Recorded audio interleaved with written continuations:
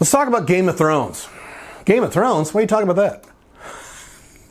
Why not? No.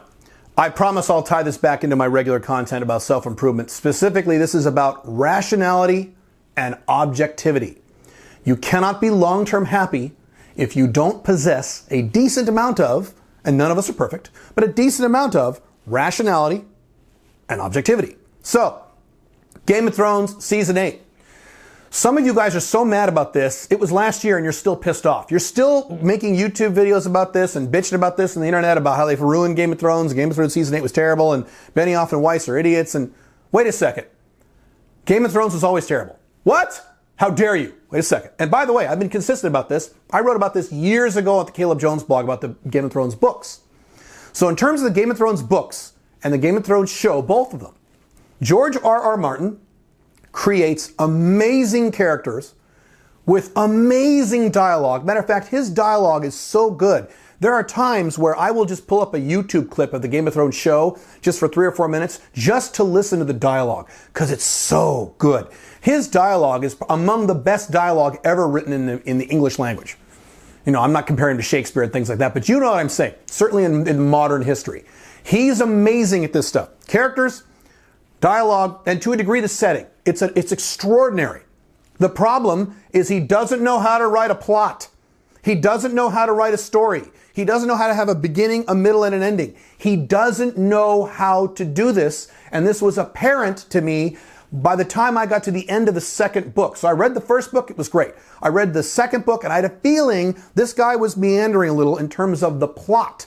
So at the end of the second book, I went online and did a little poking around in terms of what happened in the future books. I didn't want spoilers, but I wanted an idea because I had a feeling this guy didn't know how to write a fucking plot. And I was right. I read about things like, you know, after 5,000 pages, okay, 5,000 pages, 1,000 pages is this much. 5 of those, Daenerys is still on the other side of the narrow sea. She hasn't even crossed the ocean yet to get to Westeros, which is the entire fucking point of her story out after 5,000 pages. What the fuck? I was right. George R.R. Martin does not know how to write a story. He does not know how to plot worth a goddamn. And here's more proof. He hasn't even written the final 2 books yet. And I believe it's been 7 years, 8 years. Why? Why do you think he's putting off writing these final 2 books? Because he doesn't know how to write an ending, because he doesn't know how to write a plot. So Game of Thrones, the books and the show, both of these things are amazing characters with amazing dialogue who are wandering around doing all this random shit. And the reason you didn't see that is because you fell in love with the characters. You got irrational. These characters are so amazing. They're so fun. I don't care what they're doing. These characters are so awesome. Game of Thrones is awesome. No, Game of Thrones is not awesome. It's never been awesome. The characters were awesome. The dialogue was awesome. The setting to a degree was awesome. The story was shit because there was no story.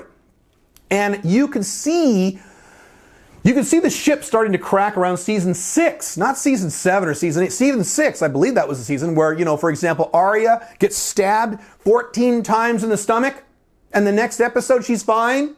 And what you guys did, you Game of Thrones fans, you said, that doesn't make sense. But I don't care. Arya's so awesome, I don't care. Right? You ignored it. You were irrational. You weren't objective about how bad Game of Thrones started to become when you saw it starting getting bad. You couldn't put that together. You had to wait till season 8 when it was fucking terrible, and it was terrible. I was shocked at how bad season 8 was. But I wasn't surprised. Game of Thrones has always been terrible. I predicted years ago that either George R.R. Martin will not write an ending or his ending will be terrible. And I was right in both cases, because with the books, he never wrote the fucking ending. And with the show, it was terrible. Now, you guys think that it's because Benioff and Weiss are idiots. Well, George R.R. Martin was perfect, and the show was great when he was in charge. But as soon as he left, or as soon as they ran out of books, and Benioff and Weiss took over, those guys are idiots. Wrong. Benioff and Weiss are not writers. Benioff and Weiss are editors. And they're very good editors. They were actually very good at, and I said this years ago, they're very good at taking all that data from Game of Thrones and chopping it up and putting it together in a more coherent story. That's why in many ways the series is a more, at least from seasons 1 to 5 or so, is a lot more coherent than the books are. They're very good at that. They're not really writers. I think one of them wrote one of the terrible Wolverine movies, okay? They're not writers. They're editors. So of course they're going to fuck it up at the end because they're not writers, right? So you have 2 guys who are not writers and a writer who doesn't know how to write a plot. That's Game of Thrones. It's the same thing as these adult Star Wars fans who love the new Star Wars movies.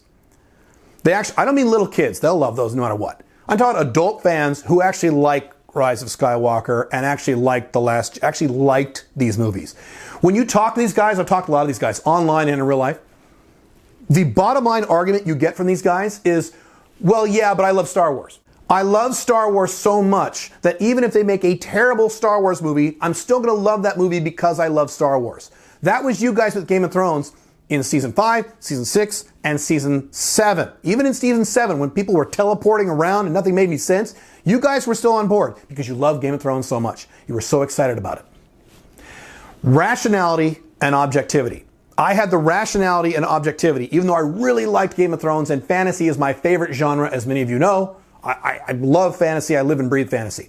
But even me, at the end of the second book, I realized, hey, I had the objectivity to stop and say, wait a second, I don't think this guy knows what the fuck he's doing in terms of the story.